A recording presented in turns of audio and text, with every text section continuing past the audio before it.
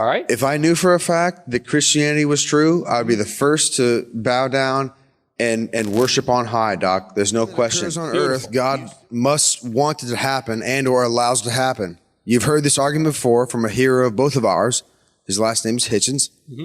Fraulein Freitzel, locked in a dungeon 24 years, raped most nights by her father, 7 children of sodomy. One of them died, perished. She prayed, she beseeched heaven. Why did heaven do nothing? She waited for 24 years, and yet her prayers weren't answered. Why? Okay, now this question is extremely challenging to address because people often ask it defensively. It's not posed in good faith or, in a way that's seeking comfort. It's more of a gotcha question. Nonetheless, the presence of evil doesn't disprove God. It actually assumes his existence. The person asking this question is presupposing the existence of a moral law beyond the wrongdoer. They already assume that their actions are inherently immoral. But if there were no moral law, how could these actions be considered wrong? The existence of ultimate evil implies the existence of ultimate good. One necessitates the other. Therefore, the presence of evil suggests the presence of good. Tell everyone here why her prayers went unanswered for 24 years. God has not revealed that to me, so I don't know why, but I know why I don't know why. I'm finite. God is infinite. And I sometimes marvel as to why God doesn't end my life. Because I do evil. You do evil. We all do evil. I don't know why God is patient with us. Can God bring good from evil? Sure he does. Did God allow that to happen? Sure he allowed it to happen. Yeah, he's God. But if he intervened every time we wanted to do evil, would we have free will? He raped his daughter for 24 years and did nothing, Doc. Come on. This is a question from my worldview, but you have no grounds by which to say rape is wrong. Correct? Are you serious? Forceful sexual assault? Yeah, that's wrong. Everyone here will agree with that, and Cody, I have no grounds. Cody, how is it wrong if there's no God? Is it just your opinion? No, it's everyone in this room's opinion. So majority vote. Raise your hand in this room if you want to get raped. Cody, majority vote does not determine right no and one. wrong. Zero Otherwise, people. you'd have to say the Nazis were right in murdering Jews, homosexuals, gypsies, and Jehovah's Witnesses because they voted that way. Systematic extermination of people based on their beliefs is incorrect as well, Doc, and you know that.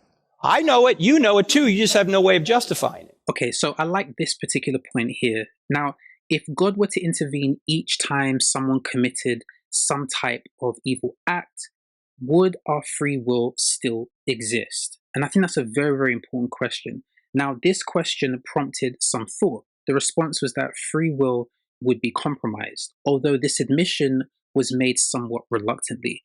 It raises a question about the intellectual honesty of such conversations and debates, as they often lack sincerity when posed.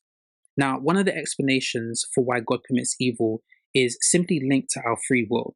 Allowing evil actions preserves our freedom, but also reveals human depravity. This underscores our accountability. We are all flawed in many, many various ways, and if we all fall short, none of us can claim moral superiority to question God. Furthermore, atheists lack a foundation to raise complaints about evil in a world without a divine basis. But let's continue. Other than massacre and senseless extermination? Again, Cody, you're stealing from God to argue against him. You have no standard from an atheistic worldview.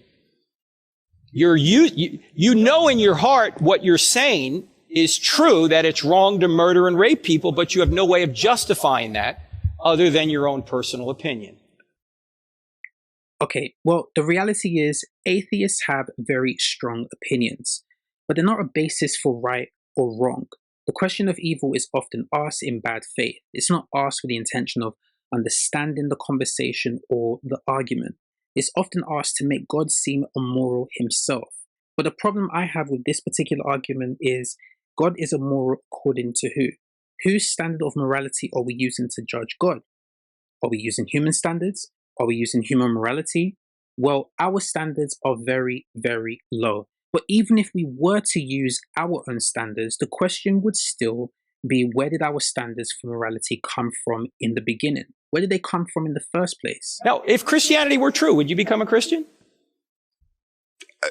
Faster than you probably would. Turek, you don't have to. If I gave you a book, you would never dream of justifying rape and murder and torture. You would never dream of justifying that. I don't justify it, and neither do you. But I just have a source to know why it's wrong, where you don't. If Christianity were true, would you become a Christian? You said yes, so I'll give you a book. All right? If I knew for a fact that Christianity was true, I would be the first to bow down and worship on high, Doc. There's no question. Beautiful. You still haven't answered the question. You still have not answered the question. Why are women and men raped every day and God does nothing? Okay, because we have can't answer that question. Yes, I can. Let me answer it, and then we'll move on to Scott. Okay, because Thanks, we have free will, and if God intervened every time we used our free will, this wouldn't be a moral universe. Okay, so the presence of evil in the world does not disprove God, but actually presupposes his existence. The Bible teaches that good and evil are interconnected, and the existence of one necessitates the other.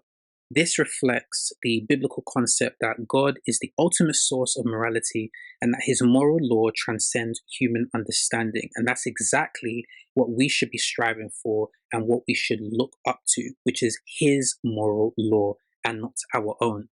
God allows evil to exist to preserve human free will, consistent with the biblical teaching that God granted humanity the freedom to choose between right and wrong.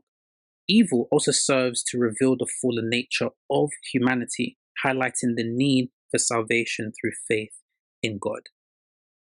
Thank you for watching today's video. I hope you enjoyed it. I hope it was enlightening, and I hope that you feel encouraged as you continue to grow in faith with Christ. Be sure to like, subscribe to the channel, watch all of our other videos on our platform, share our content with many other people out there because everybody deserves to see it and be blessed by it. Thank you.